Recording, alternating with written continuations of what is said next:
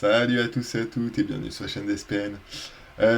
Aujourd'hui, interview d'Olivier Mailly, donc auteur de jeux, qui a été auteur de très nombreux jeux, Connecto, Cool Running, Dexterity Jane, Oh My Ring, etc. J'en passe, il en parlera plus en détail que moi. Olivier Mailly, bienvenue.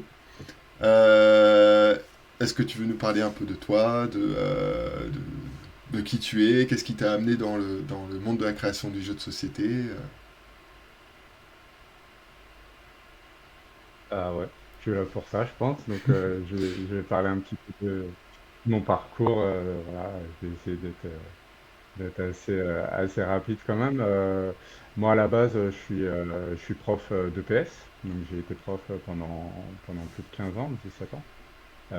Et en fait, en parallèle, je faisais des jeux de société.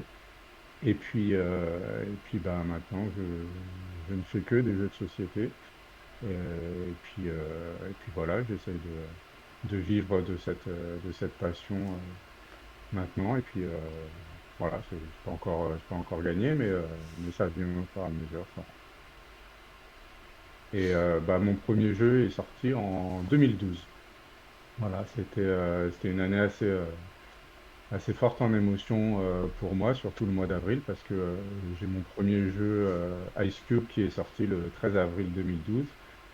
Et j'ai mon fils qui est sorti, lui, le 24 avril 2012.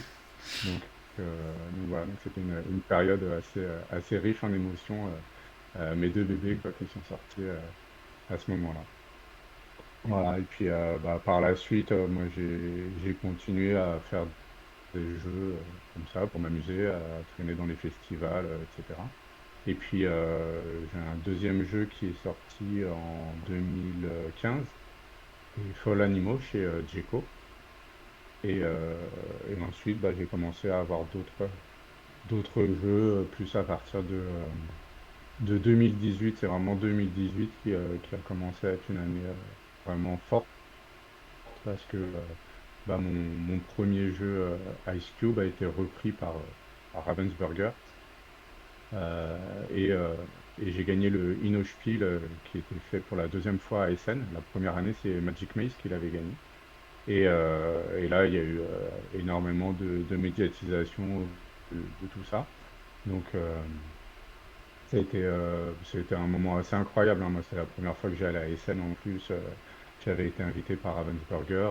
J'y étais avec ma femme et bah, j'ai pu partager tout ça avec elle. Et c'était assez dingue, quoi, tout ce qui s'est passé. Et puis Ravensburger avait vraiment fait les choses bien. Ils avaient organisé plein de trucs, des événements, tout ça. Donc c'était vraiment un super souvenir, quoi. Je me rappellerai toujours forcément de mon premier Essen. Et puis par la suite, dans mes créations, bah, j'ai fait Imagicien, qui est aussi Connecto, donc on le connaît sous les deux noms, puisque Connecto en fait a été retravaillé suite au succès de Imagicien, pour essayer d'atteindre encore un public un peu plus large. Donc il y a des nouvelles règles qui ont été faites, il y a des choses qui ont été un petit peu modifiées dans le jeu, mais voilà, la base reste la même. Et puis voilà, j'ai également, c'est cette année aussi où j'ai Roar Challenge qui est sorti chez Janod. Donc un jeu pour enfants plutôt, mais qui marche bien aussi en jeu apéro entre adultes, voilà, quand on a un petit peu bu. Et puis l'année dernière, comme tu disais, Dexterity Jane qui est sorti chez Sit Down, et Home Ring qui est sorti chez Helvétique. Voilà, donc ça c'est tous les jeux que j'ai fait. Je crois que j'en ai pas oublié, j'espère. Et puis, voilà, donc moi je suis en région parisienne. Donc bah, j'ai mis mon petit t-shirt là de la LIF, la Ligue extraordinaire des auteurs franciliens. Et je fais également partie du conseil d'administration de la SAGE, la Société des auteurs de jeux. Voilà. Mm. Là, j'essaye de m'investir un petit peu dans le jeu maintenant que je fais ça de toutes mes journées. Voilà, voilà, j'essaie de m'investir un maximum là-dedans. Et puis parce qu'il y a encore pas mal de choses à faire, notamment sur la reconnaissance du statut des auteurs et des autrices. Voilà, il y a encore un combat à mener pour cette reconnaissance. Voilà, je pense que j'ai fait un tour. Ouais, ouais. Ouais. Ouais, du coup, en fait, si j'ai bien compris, du coup, c'est vraiment donc Essen, donc en fait, en gros, le festival, etc., qui t'a vraiment lancé dans la première édition, en fait, de tes jeux, etc., en fait, c'est ça? Là, c'est vraiment ça qui m'a permis d'être un peu plus connu. Alors surtout en fait à l'étranger, beaucoup en Allemagne du coup. Mais oui, c'est là où du coup c'était Ravensburger en plus qui faisait ça. Donc il y a eu tout de suite des plus gros volumes. Et puis comme je te disais en fait sur ASN, comme j'ai eu le prix, puis que c'était un jeu qui était original parce que pour ceux qui connaissent pas, c'est un jeu qui joue avec des vrais glaçons qui fondent. C'est ça l'originalité du jeu. Donc chaque joueur va avoir un petit glaçon qu'il va mettre dans un support. Et le but du jeu, c'est d'essayer d'atteindre l'arrivée avant d'être fondu, ou alors d'être le dernier survivant. Et pour ça, bah, on va attaquer les adversaires, on va souffler sur leur glaçons, on va les frotter, on va mettre du sel dessus, on va les mettre dans l'eau. Voilà, on va faire plein d'actions qui sont rigolotes dans le but de faire fondre. Et du coup, on voit physiquement le glaçon qui fond. Et puis, c'est ce qui fait tout le charme de ce jeu et toute son originalité. Voilà. Donc ça a pas mal fait parler à ce moment-là. Donc il a eu une belle exposition médiatique. Voilà, donc c'était vraiment ce jeu-là qui m'a fait un petit peu, qui m'a permis d'ouvrir aussi de m'ouvrir des portes et d'avoir des nouveaux contacts, notamment à l'étranger, parce que c'est vrai que moi je faisais pas mal de festivals, mais en France. Et là, d'un seul coup, j'ai eu des contacts à l'étranger, donc voilà, ça m'a donné une belle carte de visite. Excellent. Pour prendre Et du coup, parce que du coup, on me pose la question sur le processus créatif, parce que, par exemple, si on prend, du coup, Ice Cube, c'est quand même un matériel qui est quand même particulier, et du coup, qu'est-ce qui t'est venu en premier sur ce jeu ou même sur les autres? C'est le côté mécanique, le matériel, justement, tu avais envie d'utiliser des glaçons, un jour tu t'es réveillé en te disant, tiens, si on utilisait des glaçons dans un jeu, ou voilà, t'avais peut-être un thème et du coup tu te dis, bah tiens, hop là, j'ai ce matériel-là qui vient, ou comment ça se passe, de manière générale ou en particulier? Non, ouais, il y a souvent il y a plusieurs portes d'entrée pour faire un jeu de société. Moi, c'est vrai que généralement, je pars du matériel. C'est pas vrai pour tous mes jeux, mais c'est vrai que généralement, je pars du matériel. Effectivement, pour Ice Cube, qui est devenu Cool Running, je me suis dit, tiens, ça serait marrant de jouer avec des glaçons.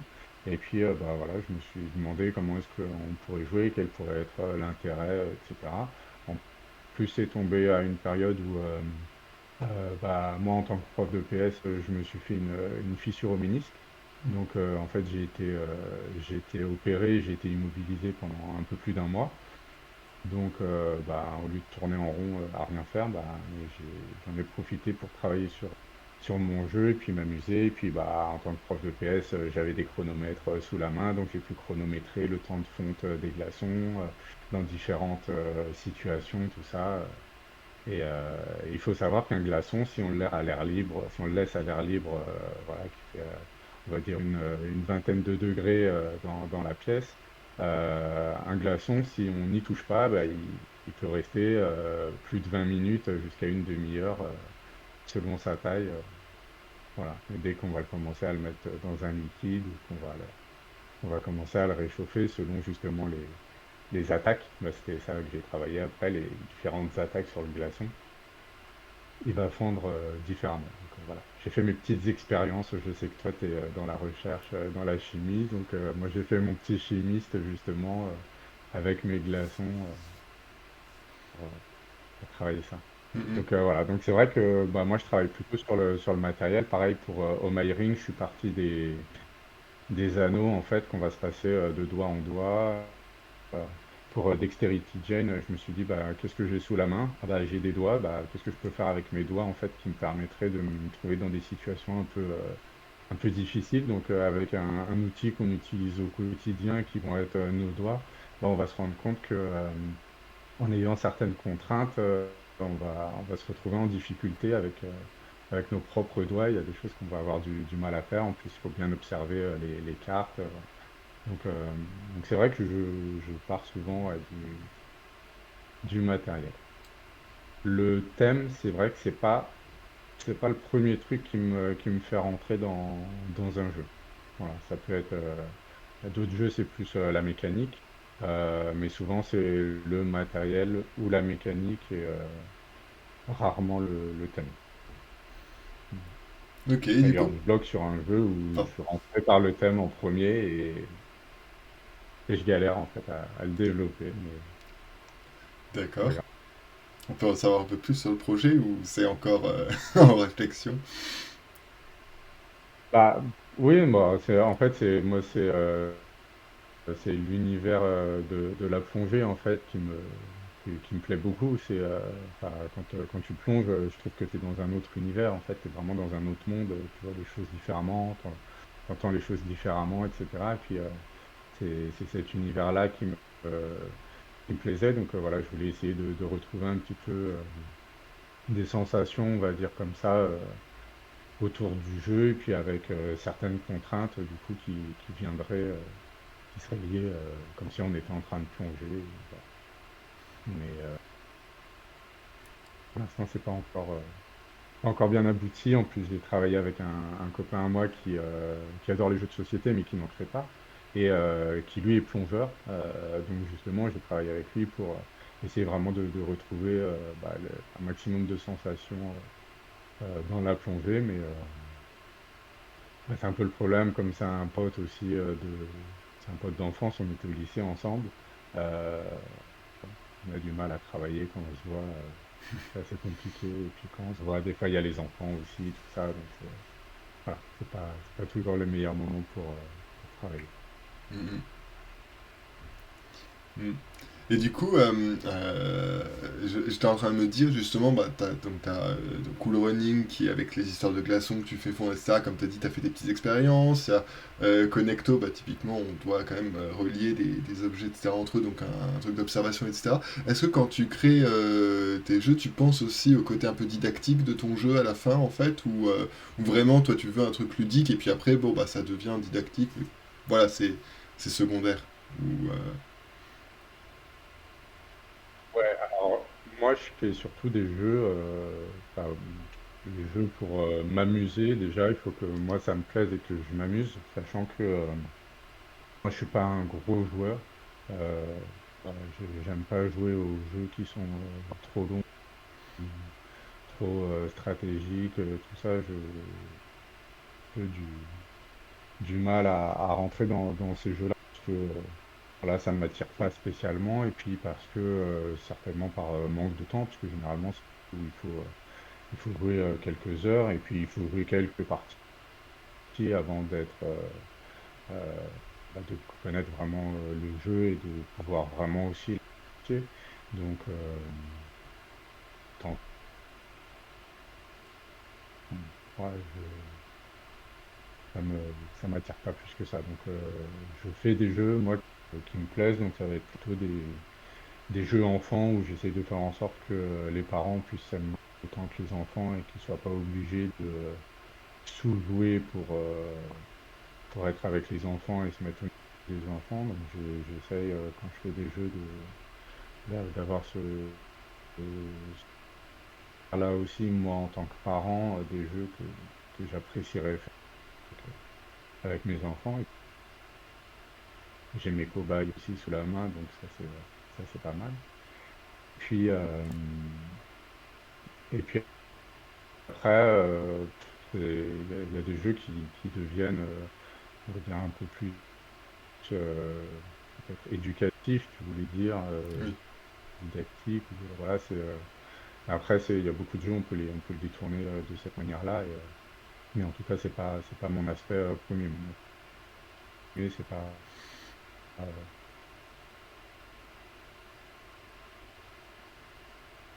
Alors, je crois que le son coupe un tout petit peu. Est-ce que tu m'entends toujours? Ah, je crois que ça saccade. Euh, hmm. Tu m'entends toujours, Olivier? Ah, Moi, ça, ah oui, non, c'est bon, c'est le son qui coupe un petit peu. Du coup, non, qu'est-ce que je veux dire? Oui, du coup, au niveau du coup de démarchage des éditeurs, euh, comment ça se passe, toi? Comment est-ce que tu... Enfin, quels sont je sais pas, peut-être des conseils ou comment est-ce que toi tu vois les choses en fait quand tu vas vers un éditeur pour présenter un de tes protos, un de tes projets ou même ouais, dans les cadres de réédition ou autre.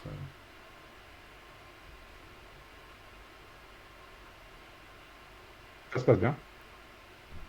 Ah, je crois que le son coupe toujours. Euh, Ah, zut. Hmm.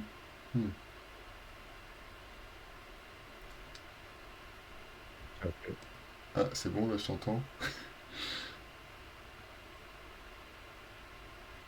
Est-ce que tu es Tu en train m'entends de bien là? parler là? Oui, là je t'entends. Ouais, ok. Désolé, je crois que le Bon. son a un petit peu coupé à un Ouais, moment.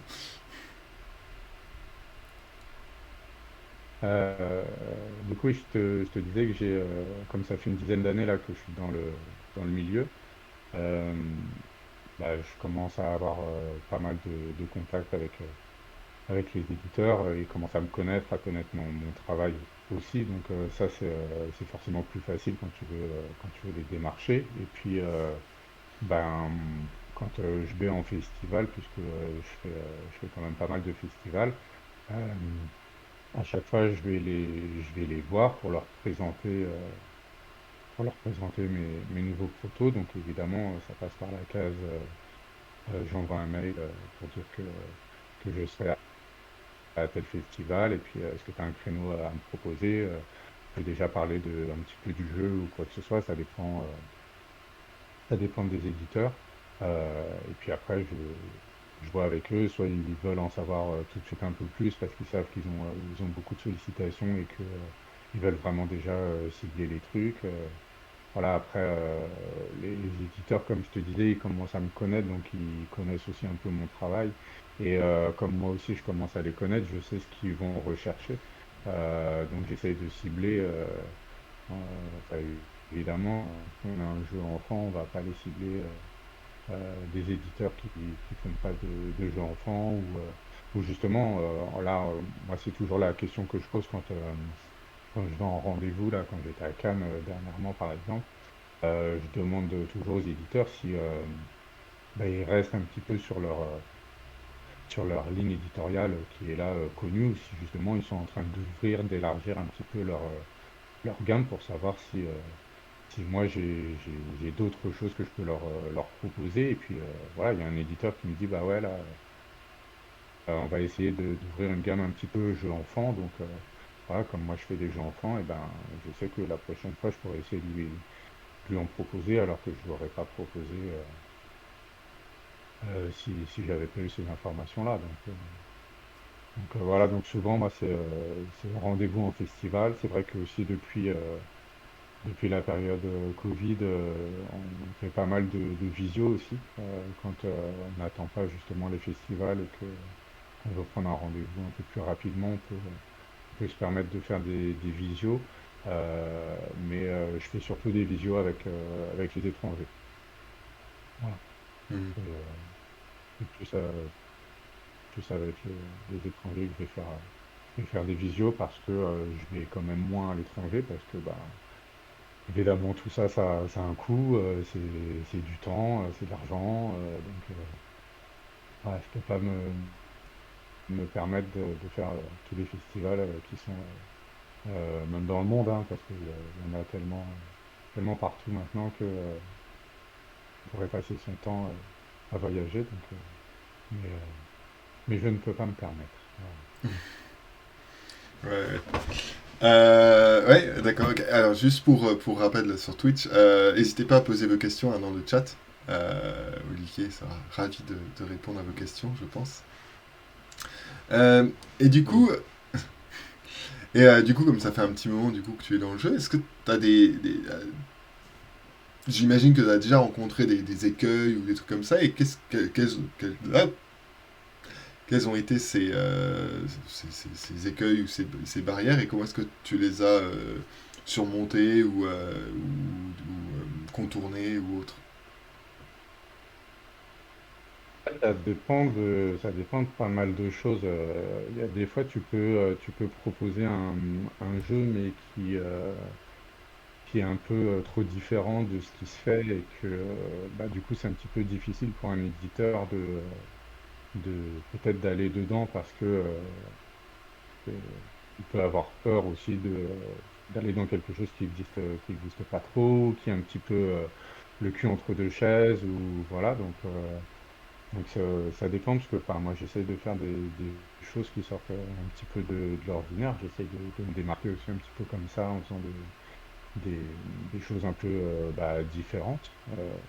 Après évidemment tout le monde essaye de faire des choses différentes, mais bon, enfin moi, j'essaye de pas trop me mettre de barrières et puis justement de me dire voilà j'ai un jeu, bah voilà je le présente.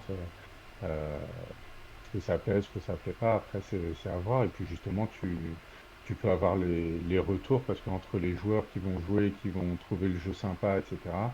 Mais derrière, est-ce que vraiment ils sont prêts à l'acheter ou quoi? Bon, c'est pas toujours évident à savoir. Et surtout, de toute façon, si t'as un bon jeu qui tourne bien avec des joueurs, mais que t'as pas d'éditeur pour sortir ton jeu, bah, ton jeu il va rester confidentiel et bah, moi, c'est pas mon objectif. Si je veux vivre de ça, il faut évidemment que j'ai des jeux qui se vendent et que je trouve des éditeurs pour mes jeux. Donc, quand on présente un jeu à un éditeur, il faut avoir des convictions, ça c'est sûr, mais il faut aussi savoir écouter les retours parce que si tu le présentes 5 fois et tu as 5 fois les mêmes retours d'éditeurs sur un point précis ou sur une mécanique, sur quelque chose, tout ça.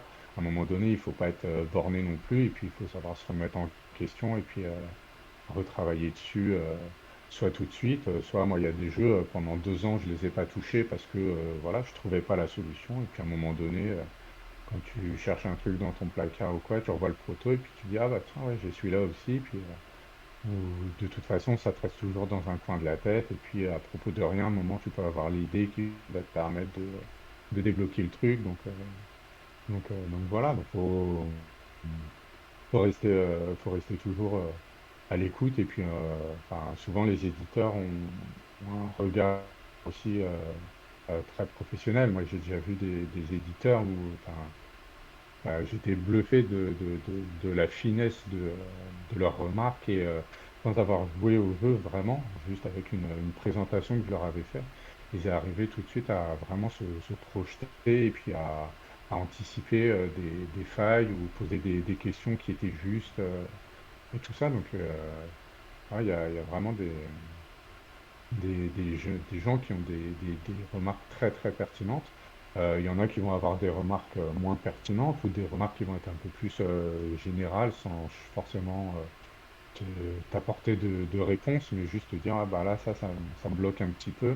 Et tu en as d'autres qui vont dire bah là je trouve ça bloque un peu. Est-ce que tu as essayé ça ou est-ce que tu as déjà envisagé tel truc?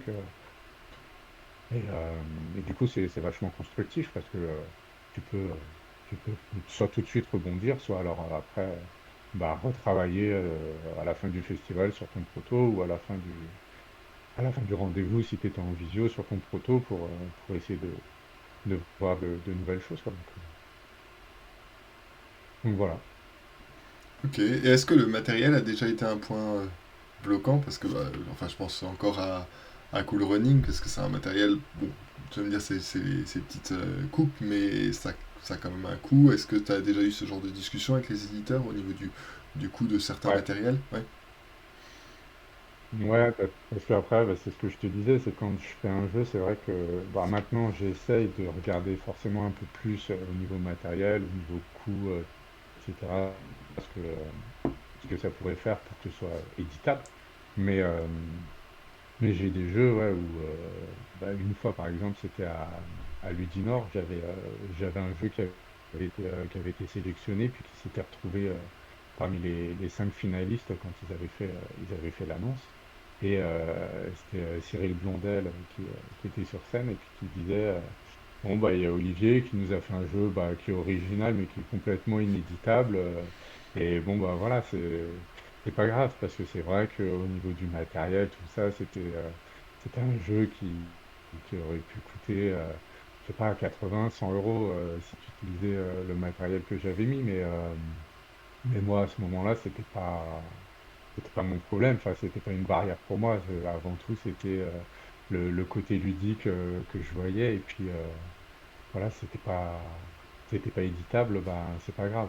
Et ce jeu-là, justement, là, je l'ai repris et c'était un jeu un peu plus, alors stratégie pour moi, hein, donc ces stratégies-là, on est d'accord. Quand je dis stratégie, c'est de la petite stratégie. Euh, et, et là, je l'ai passé en jeu enfant. Donc, euh, donc voilà, donc j'ai conservé un peu la mécanique du jeu et puis ce qui faisait son originalité. Mais au niveau du contexte et du matériel, tout ça, j'ai complètement repensé les choses pour que ça soit éditable maintenant, parce que bah, ça m'intéresserait bien qu'il soit édité ce jeu-là. Mhm. Donc, Ok. Et t'as déjà pensé à l'auto-édition ou non, ce serait pas ton truc. non, ouais, on m'a souvent posé la question et pourquoi? Parce que voilà, je crois j'ai 35 protos, un truc comme ça. Donc on m'a dit mais pourquoi tu n'édites pas tes jeux toi-même?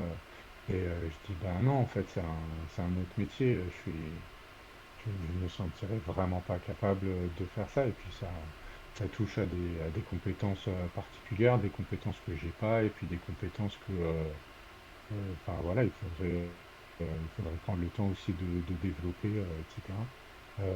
Non, moi, je me sentirais pas capable de faire de l'auto-édition. Moi, je suis très content dans la création, dans le développement, de voilà, faire les jeux, les développer, les tester, faire des modifications, des choses comme ça. Ça, c'est vraiment bah, les trucs qui me plaisent et pour lesquels je prends du plaisir. Mais derrière, passer du temps pour aller faire 10 000 devis, trouver le fabricant à droite à gauche, faire des trucs comme ça, trouver l'illustrateur et puis même moi avoir une idée précise peut-être de la direction artistique à prendre ou quoi. Non, c'est pas forcément des choses pour lesquelles je me sens, je me sens légitime et je me sens à l'aise en fait pour le faire. Donc, et puis après, il faut voir aussi, enfin, c'est un investissement qui est incroyable, quoi, puisque du coup, il faut vraiment s'occuper de toute cette partie-là. Et puis, euh, et puis c'est un investissement aussi financier qu'il faut être capable d'apporter. Et puis, si jamais tu as, un échec, de pouvoir quand même te relever et puis pouvoir faire d'autres choses derrière. Non, ouais, pour moi, c'est confortable d'être auteur de jeux de société, de travailler comme ça avec les personnes compétentes pour justement bah, faire en sorte que mon idée, que mon jeu de base, de mon proto qui est moche mais qui fonctionne, eh ben, euh, il devienne joli et puis voire même qu'il fonctionne encore plus parce que c'est ça aussi le rôle de l'éditeur, c'est de t'aider dans le développement, de te challenger aussi en te disant, bah là je vais avoir peut-être une contrainte parce que au niveau du matos, là ça passe pas parce que on veut absolument que ton jeu il dépasse pas les 15 euros et puis là avec le matos tu nous as rajouté ça et ça donc on peut pas le passer dans le budget, est-ce que tu peux pas essayer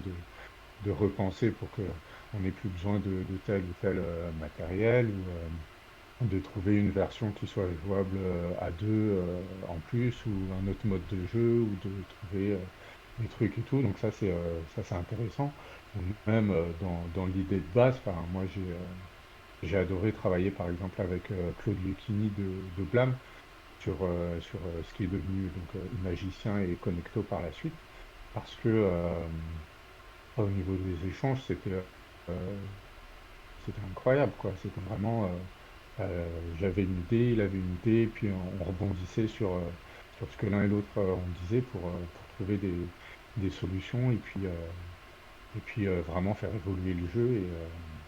Et à la fin, le jeu, quand il est sorti, enfin, j'en étais super fier, quoi. Quand tu vois le proto, quand tu vois d'où le jeu est parti et là où il est arrivé, tu dis, bah voilà, quoi, vraiment, on a bien bossé. Et puis c'était un travail d'équipe pour le coup, quoi. C'est que moi, je suis là à la base pour l'idée, le truc et tout, mais derrière, il y a l'éditeur aussi qui te pousse parce que bah, lui aussi, il a envie de sortir un jeu qui est beau parce que bah, moi, je vais avoir mon nom sur la boîte, mais lui, il va avoir son logo aussi dessus. Donc, tout le monde veut faire un beau jeu qui plaise, quoi.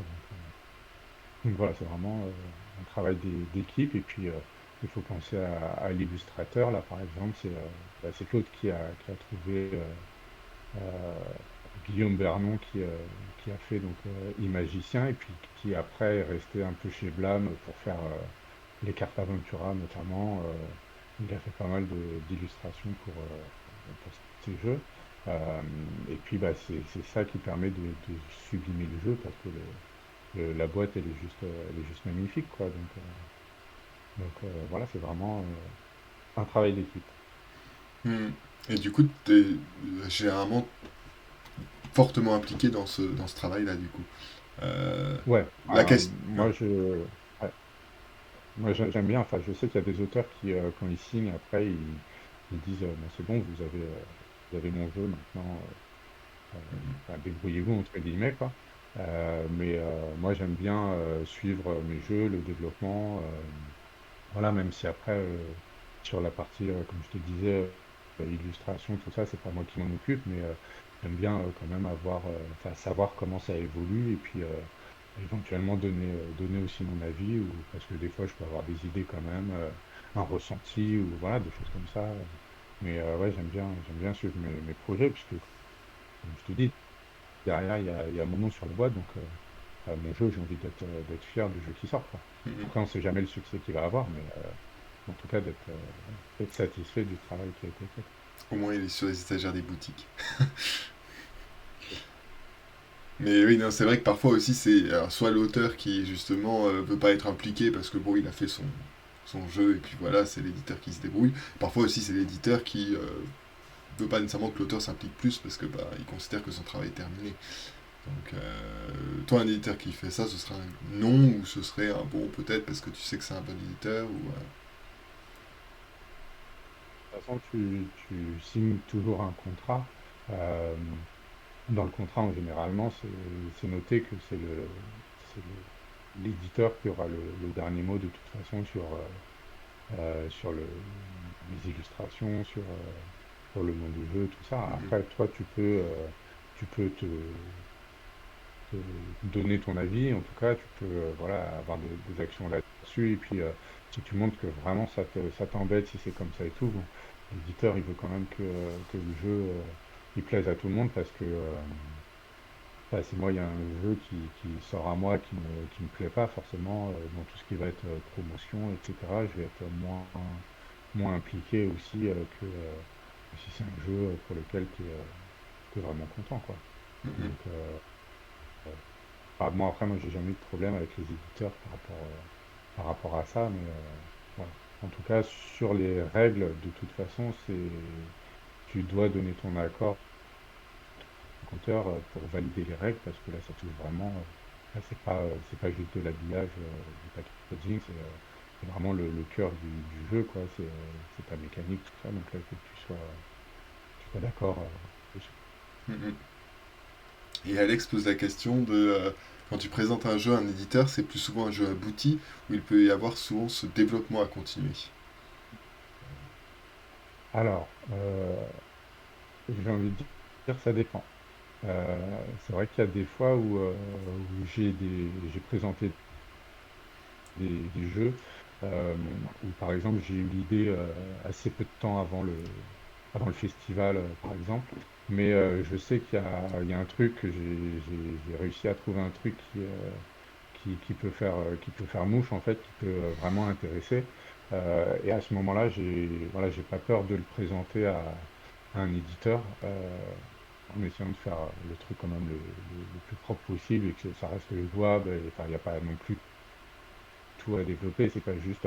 Tiens, bah, j'ai pensé faire un jeu avec des glaçons, tiens, viens, démarre-toi avec ça, quoi. J'essaie d'apporter quand même des choses autour, mais histoire de voir le potentiel du jeu. Et après, évidemment, bah, tu as des éditeurs qui vont réussir à se projeter plus facilement que d'autres sur le développement du jeu. Donc ça, après, c'est propre aux éditeurs. Ça dépend de la taille aussi de la maison d'édition, s'ils ont tous les développeurs en interne ou pas. Voilà, moi, c'est déjà arrivé que j'ai un éditeur qui veuille que je travaille le jeu et que le jeu soit vraiment fini parce que il n'a pas de développeur vraiment en interne. Donc, ils peuvent faire des tests, des choses comme ça, mais il n'y aurait pas quelqu'un qui serait en interne pour vraiment finir quoi, le jeu, on va dire. Mhm. Donc, voilà. Et c'est variable. Après, moi, il y a des jeux pour lesquels bah, j'ai travaillé beaucoup plus aussi que d'autres. Ça fait plus longtemps que je les ai, j'ai pu faire plus de tests, plus de modifications, tout ça. Et à un moment donné aussi, enfin, il y a des choix à faire, hein. C'est pareil, quand je présente un jeu, je dis voilà, moi, le jeu que je présente, mais il y a possibilité de faire d'autres choses peut-être. Voilà, je peux proposer des fois des règles si je sens qu'à un moment il type sur quelque chose, je peux lui proposer des choses auxquelles j'ai déjà pensé, mais j'ai pas forcément voulu parce que là, au moment où je l'ai fait, ça correspondait pas à ce que je voulais, mais des fois, en, en modifiant aussi la thématique, ça te permet d'enrichir aussi ton jeu au niveau de la mécanique du jeu et de trouver des liens entre la mécanique et puis le thème qui n'était pas forcément présent ou qui était un peu bidon peut-être avant ou quoi, et permettre d'améliorer ton jeu, quoi. Ok. Du coup, je vais passer un peu du coq à l'âne, mais t'as dit donc tu faisais partie de groupes et d'associations comme la LIF et puis la SAGE. Et du coup, c'est quoi tes implications dans ces associations c'est quoi ton rôle et pourquoi déjà Alors, tu t'es mis dans ces groupes? On va commencer par là peut-être. alors, bah, la LIF, bah, parce que moi je suis de la région parisienne, donc il y avait un groupement d'auteurs qui était présent et tout, donc ça me paraissait un moment naturel que j'aille dedans et puis qu'on puisse bah, présenter des protos à des auteurs qui sont débutants ou plus aguerris. Après, mon implication, elle est assez faible parce que souvent, les regroupements, c'est sur le mardi et jeudi. Et c'est les deux soirs les plus compliqués, en fait, pour moi, parce que ma femme, c'est les deux soirs où elle travaille tard, jusqu'à 19 heures, donc elle n'est pas à la maison avant 19h30. Donc, à vrai dire, j'ai pas fait beaucoup de soirées avec, avec la LIF, mais il y a un Discord, par exemple, où bah, voilà, de temps en temps, j'essaie de répondre à des questions ou sur des sujets ou voilà, de voir un petit peu ce qui se passe. C'est pareil, un Facebook où du coup dessus on met nos photos, voilà, on se voit quand il y a des festivals, tout ça. Donc voilà, mais après j'ai pas une implication autre que celle d'un joueur qui vient de temps en temps et puis qui teste ses prototypes et qui attend les retours des copains et des copines, ou de moi donner mon avis sur les protos de ce qui va m'être présenté. Voilà. Au niveau de la Sage, là c'est un peu plus, un petit peu plus d'implication, bah, surtout là cette année, puisque l'année dernière c'était ma première année. Donc c'est vrai que bah, j'ai essayé de me situer un petit peu, et puis voilà, je suis pas un expert dans non plus énormément de domaines. Donc, voilà, cette année j'essaie de m'investir un petit peu plus. Notamment, là, je suis dans trois commissions. Je suis dans une commission sur ce qui est, on va dire, écologie, développement durable. Donc, on va essayer de travailler un petit peu sur ces aspects-là par rapport aux auteurs, ce qu'ils pourraient faire pour proposer des jeux aussi qui soient moins coûteux, on va dire, en termes de plastique ou de choses. qui sont non recyclables ou polluantes, on va dire, de manière générale. Et puis aussi de voir avec la WEJ, donc, qui est l'Union des éditeurs, eux aussi, Le son coupe un petit fait, peu. ils essayent voilà, de faire des jeux qui sont un peu plus éco-responsables. Donc voilà, donc là ça se met en place, on va voir sur quoi on peut travailler dessus. Je suis également dans la commission festival où là bah, on essaie de voir un petit peu ce qui se passe dans les différents festivals. Alors après essentiellement quand même les gros festivals, il y a plus de monde parce que des festivals, tu en as tous les week-ends quasiment, donc on peut pas se permettre de voir partout. Mais voilà, d'essayer de centraliser un petit peu les retours des différents auteurs, autrices qui étaient dans les festivals, ce qui était bien, ce qui n'était pas bien, ce qu'il faudrait essayer d'améliorer, essayer de trouver des, des solutions, de proposer des choses et tout, et puis de travailler avec les organisateurs de festivals dans l'objectif de faire quelque chose qui nous convienne aussi à nous en tant qu'auteurs ou autrices de jeux de société. Et puis, la dernière commission dans laquelle je suis, c'est une commission expo photo, parce que là, à Cannes, il y a des auteurs, des autrices, des couples d'auteurs, autrices qui ont été pris en photo par un photographe professionnel. Et là, on voudrait bah, monter en fait une expo photo. Donc là, il va falloir qu'on sélectionne les photos qui sont prises et puis bah, voir ce qu'on veut un petit peu raconter aussi. C'est pas juste mettre des photos pour mettre des photos, et qu'il y ait aussi des légendes qu'on essaye de mettre aussi un petit peu en lumière bah, les auteurs, les autrices de jeux, ceux qui sont pris en photo évidemment, mais les auteurs et autrices de jeux en général pour que le public bah, sache que bah, derrière les jeux de société, il y a toujours quelqu'un qui a travaillé dessus pour, à la base pour avoir l'idée, et puis que le jeu il sort pas comme ça de terre, et que nous existons. Donc voilà. Oui, c'est vrai que Et puis ça. bah, évidemment, pardon, évidemment, il y a d'autres, enfin, on a tous les mois, on a des réunions où on parle d'autres sujets, mais en tout cas, moi, c'est dans ces trois commissions dans lesquelles je suis le plus impliqué. Mais voilà, il y a d'autres, par exemple, il y a une commission politique, ça, c'est pas du tout mon dada, donc là-dessus, c'est sûr que c'est pas moi qui vais donner le plus mon point de vue, mais et les responsables, les référents dans ces commissions-là qui vont faire leur taf, mais qui vont demander l'avis aussi des autres membres. Voilà. Mm, mm. Non, je réagissais par rapport à ce que tu disais au niveau justement de mettre en avant les auteurs, autrices de jeux face au public c'est vrai que ça a été un problème pendant quelques temps où le ressenti général c'était ah bah oui on connaît ce jeu mais c'est le jeu de Ravensburger, c'est le jeu de telle boîte d'édition et c'était pas le jeu d'un auteur avec l'illustration de machin et donc du coup c'est vrai que les auteurs et illustrateurs passaient un peu à la trappe souvent, mais alors je sais pas si c'est une impression fausse, mais j'ai l'impression que ça se corrige quand même de plus en plus et il y a de plus en plus de visibilité pour tous ceux qui ont travaillé derrière le jeu et notamment l'auteur ou l'autrice. Ouais. Pas encore assez, malheureusement, mais justement, à la Sage, on y travaille. Et bah, ça fait vraiment partie de nos objectifs de reconnaissance, même au niveau des statuts, hein, ne serait-ce que pour que notre métier existe et qu'il soit référencé en tant que métier, puisque actuellement il existe pas.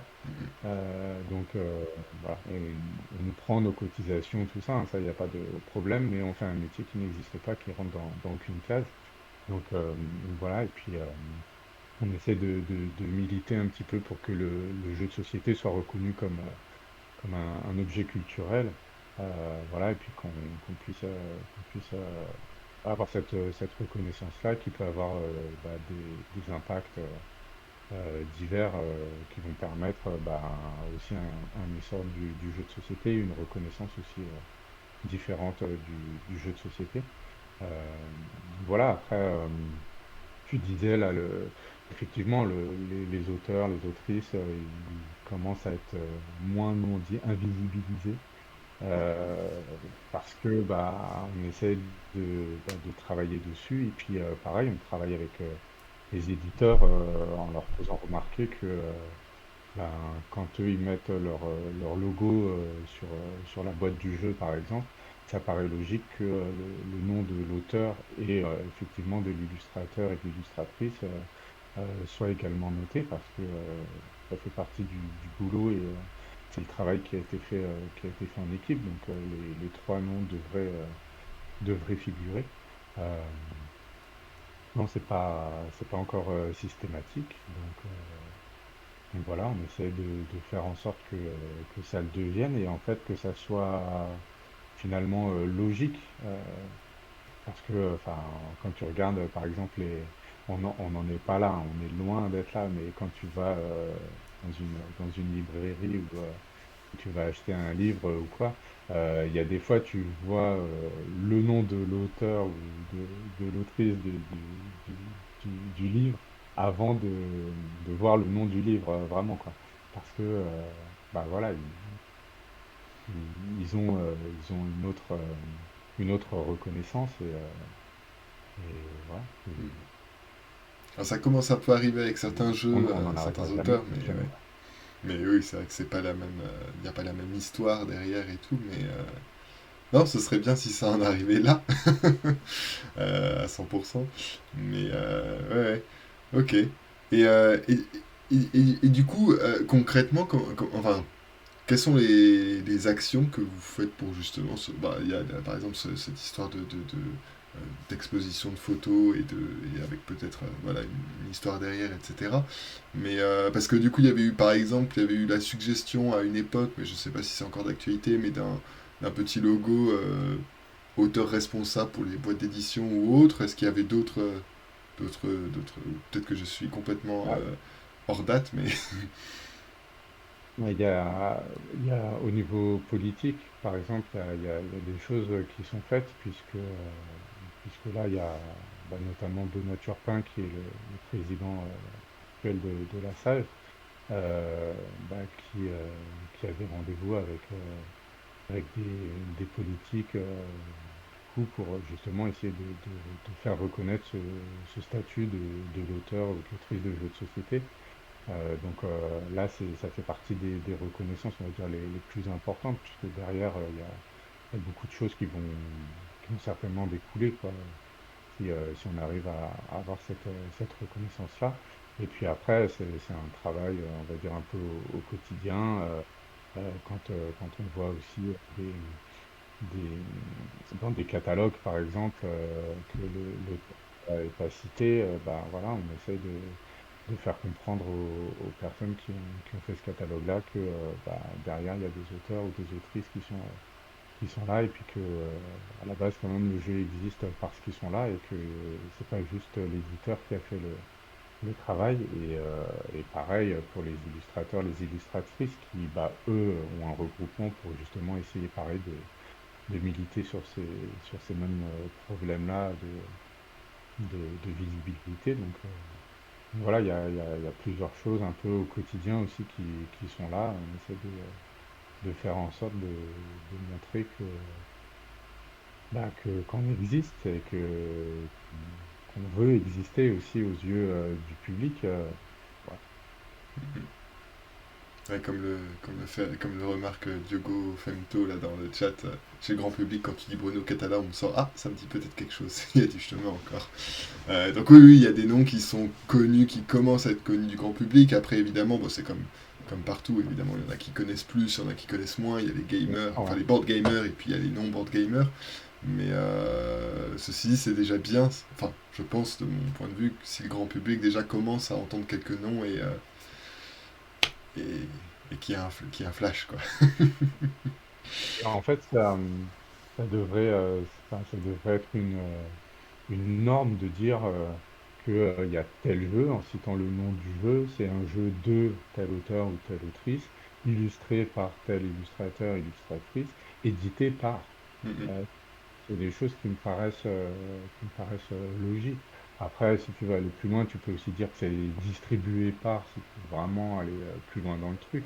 Mais au moins dans les choses qui sont visuelles, en tout cas sur la boîte, et puis qui devraient être dans toutes les communications, c'est ça. Quand tu regardes, par exemple, dans les festivals, tout ce qui va être kakémono ou les bâches, etc., pour habiller les stands.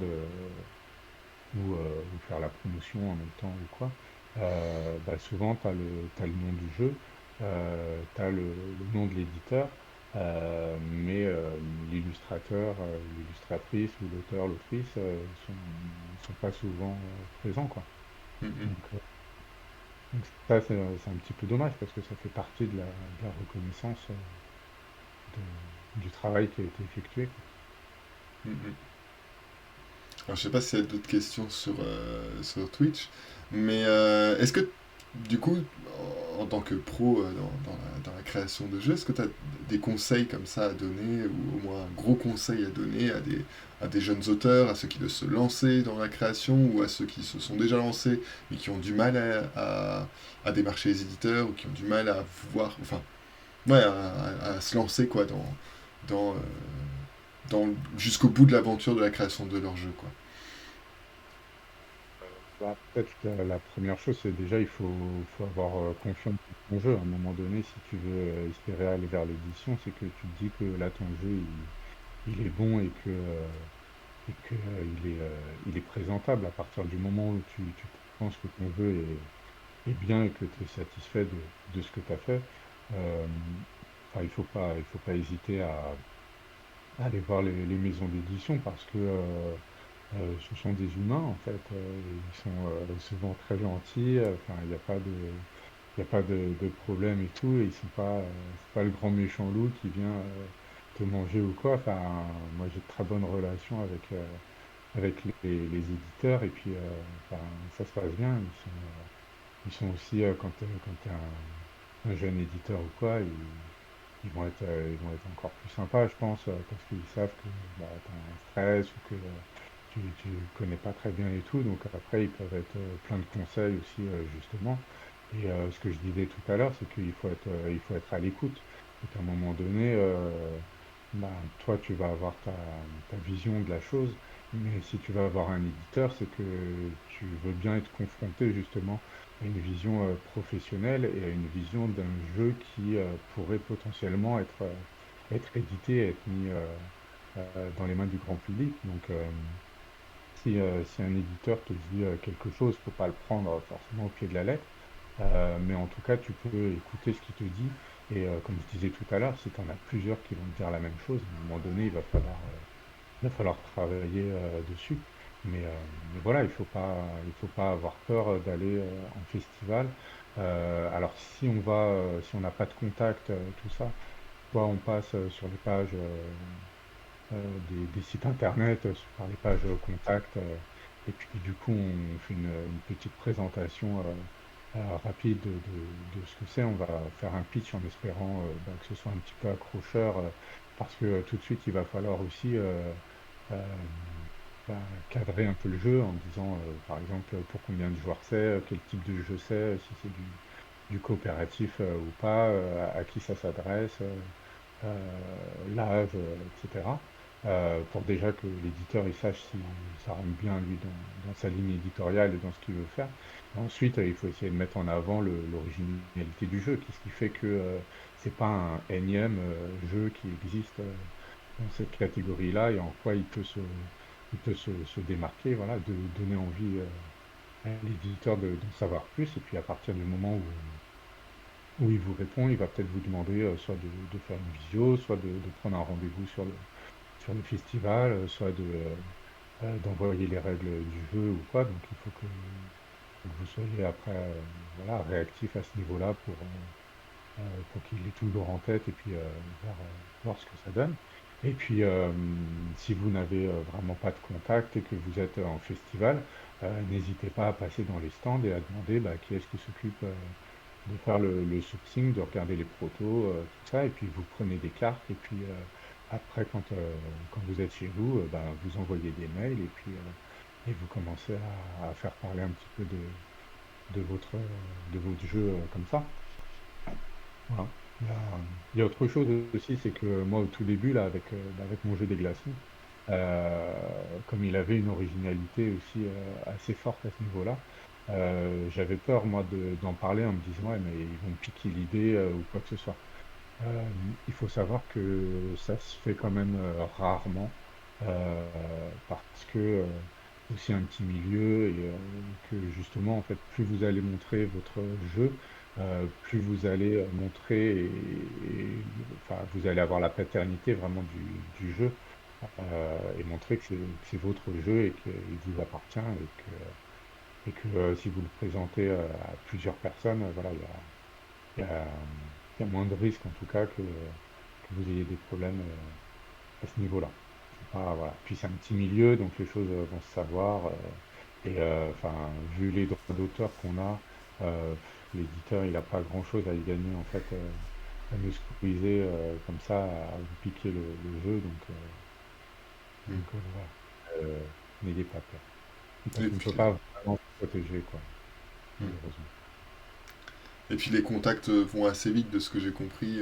Enfin, en tout cas, dans ton cas, ça a été assez rapide d'avoir des contacts. Une fois que ça a été édité, c'était lancé, la machine était lancée.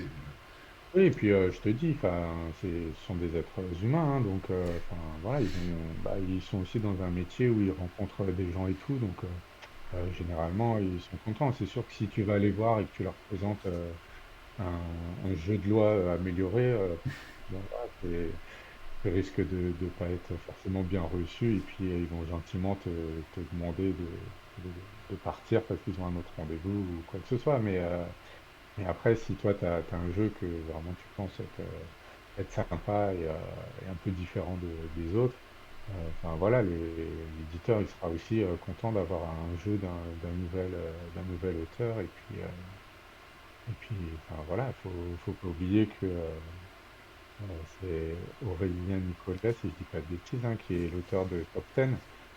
C'était son premier jeu. Mm. Enfin, voilà, enfin, ton premier jeu, On a eu, il peut être, ouais, peut être excellent. On a eu Living Ah, Forest aussi comme exemple. ah, donc, Premier jeu, première édition et Ernest d'or, quoi. Donc ça fait plaisir quand ça arrive, mais c'est plus rare. c'est Mais clair. ça arrive. Et le Spiel aussi, hein. Et le Donc, oui, c'est vrai qu'il y a eu le Spiel, ah, oui, c'est vrai. Mm. donc voilà, enfin, faut pas avoir Arc de Nova complexe aussi, ouais. d'infériorité. Faut pas avoir de complexe d'infériorité par rapport à ça. Voilà, je, je sais qu'il y en a certains, c'est des copains, ils se reconnaîtront peut-être dedans, qui ont ce problème justement de pas oser, d'avoir un peu ce complexe d'infériorité en se disant ouais mais non mon jeu il est pas assez bien ou quoi que ce soit, mais à un Mm. moment donné il faut y aller et puis justement tu seras confronté aussi à la réalité et puis enfin ça ne pourra que te faire progresser. Et puis comme tu le disais au tout début, on le fait pour s'amuser nous-mêmes aussi. On s'amuse en créant le jeu, donc faut y aller, quoi. À un Ouais, moment. et puis quand tu as un autre boulot à côté et tout ça, enfin, tu joues pas ta vie, quoi. Donc, ça doit être que du bonheur, quoi, justement, d'aller présenter son jeu et puis d'espérer faire kiffer un éditeur. Ouais. Mais c'est vrai que les objectifs ont peut-être un petit peu changé quand tu te lances professionnellement, peut-être dans l'autorat, le Ouais, jeu, bah j'imagine. après, c'est ça. Bah, soit tu as ce qu'on appelle une locomotive, donc tu as un jeu qui tourne bien et qui te permet qui est installé dans le milieu et qui te permet d'avoir des revenus réguliers et te permettre de vivre assez sereinement. Et puis ça peut te permettre comme ça de faire des jeux à droite à gauche et puis bon, voilà, qui fonctionnent plus ou moins bien, ben c'est pas trop grave parce que on va dire c'est juste du plus quoi si ça fonctionne.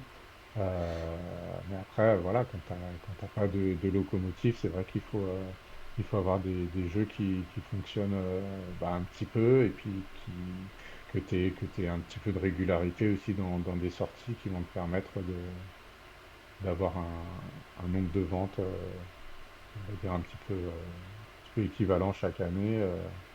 Ouais, c'est parce que c'est aussi la difficulté quand t'as que ça comme revenu, c'est que bah, avec certains éditeurs, tu vas être payé qu'une fois dans l'année, d'autres tu vas être payé deux fois dans l'année, ou d'autres, ça c'est l'idéal, c'est t'es payé chaque trimestre. Mais du coup, donc voilà, tu sais pas forcément ce qui va tomber, et puis quand ça tombe d'un coup, et puis il faut gérer ton truc. Donc, euh, donc voilà, c'est Mhm. pas toujours confortable. Donc c'est pareil. C'est partie des choses qu'on essaye de faire, nous, à la Sage, dans bah, ce qui va être euh, pour favoriser la professionnalisation des autrices et des auteurs, c'est d'essayer relever qui sont un petit peu réguliers et, et tendre vers le trimestre pour que ce soit plus confortable pour ceux qui ont envie, quoi. Mhm. On a une petite question d'Alex qui demande au niveau matériel, est-ce que ça t'est déjà arrivé d'avoir des difficultés à produire le matériel final du jeu et de proposer l'idée à l'éditeur si tu es confiant en son potentiel ou il faut aussi avoir l'expertise de la création du matériel en tant qu'auteur? Ça, c'est vrai que c'est difficile. Moi, il y a des fois, il y a des projets où je sais que effectivement, le matériel, ça va être le truc, l'élément central du jeu. Euh, j'arrive pas en fait à proposer un proto où il n'y aurait pas cet élément-là en fait pour faire jouer l'éditeur parce que c'est ça qui va faire en fait toute la sensation du jeu. Et puis moi, il faut que je vérifie aussi que ça fonctionne bien parce que des fois, tu as des choses dans ta tête, tu dis c'est trop bien. Et puis quand tu testes, tu dis ah bah non, en fait, ça marche pas du tout. Donc voilà, après, c'est vraiment aussi selon les gens. Il y en a qui arrivent à vraiment bien se projeter sur ce que ça va donner et puis d'anticiper les choses. Il y en a d'autres qui ont absolument besoin de faire et de tester pour se rendre compte de ce que ça fait. Donc ça, enfin, il y a pas de généralité hein, par rapport à la création comme ça. Mais ouais, le matériel, euh, moi, je bidouille quoi, un maximum comme je peux. Après, moi, je maîtrise pas trop, même pas du tout hein, tout ce qui est impression 3D.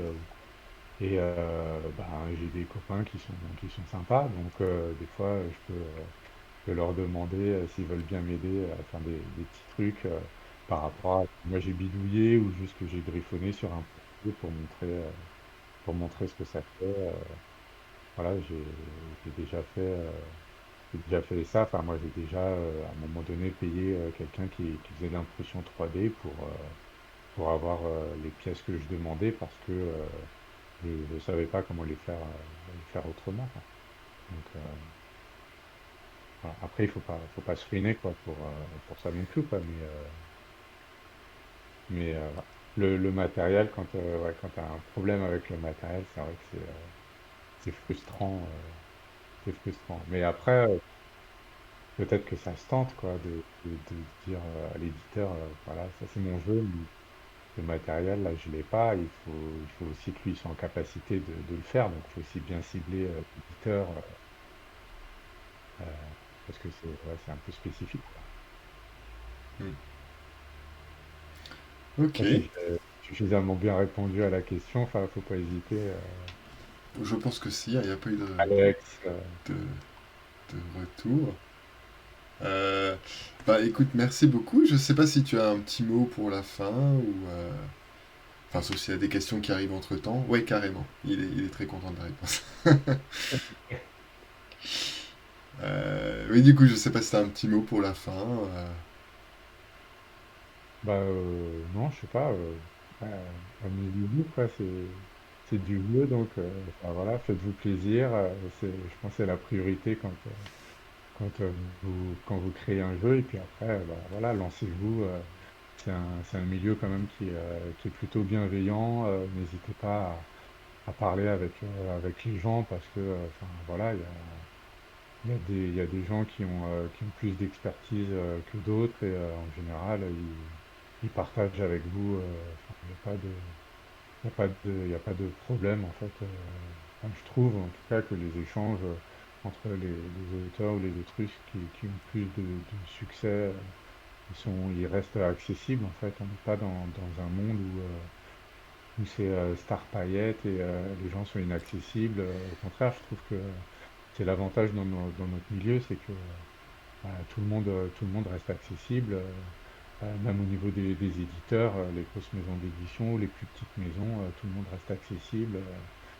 Donc voilà, après, faut aller en festival, se déplacer, rencontrer les gens, et puis discuter, poser des questions. Enfin, voilà, il y a pas de questions bêtes, hein, des choses qu'on ne connaît pas, et puis voilà. Je ne sais pas trop quoi rajouter. C'est parfait. Eh ben, merci beaucoup. Ah, de Merci rien. de nous avoir partagé ton expérience, tes conseils, tes avis, tout ça, tout ça. Ah, Plein de si bons. ça peut servir à certaines personnes, tant Ça mieux. va Après, servir. n'hésitez pas aussi à traîner sur, il y a des podcasts, des trucs. Enfin, c'est vrai que maintenant, dans le milieu, ça s'est vachement développé. On trouve plein d'infos. N'hésitez pas à aller aussi sur le site de la Sage, où il y a beaucoup d'informations qui sont présentes, notamment le guide des bonnes pratiques, où tu vas avoir tout ce qui est aussi au niveau des contrats, si on se pose des questions au niveau des contrats. Voilà, n'hésitez pas à adhérer aussi à la Sage. C'est 15 euros l'adhésion, et c'est 15 euros à vie. Après, vous pouvez faire des dons quand vous voulez, parce qu'évidemment, on a besoin aussi d'argent pour pouvoir, justement, nous, il faut qu'on paye des juristes qui nous ont aidés, par exemple, à faire le contrat type, voilà, pour faire des actions, tout ça, évidemment, ça demande des, des ressources, donc voilà, n'hésitez pas à faire ça. Il y a un Discord aussi, donc vous pouvez aller dessus et poser vos questions. Vous avez aussi des regroupements d'auteurs dans toutes les régions de France, donc n'hésitez pas à vous rapprocher du regroupement d'auteurs pour poser vos questions, parce que vous aurez des gens qui seront plus expérimentés, à qui vous pourrez poser des questions. Voilà, traîner un peu sur les podcasts.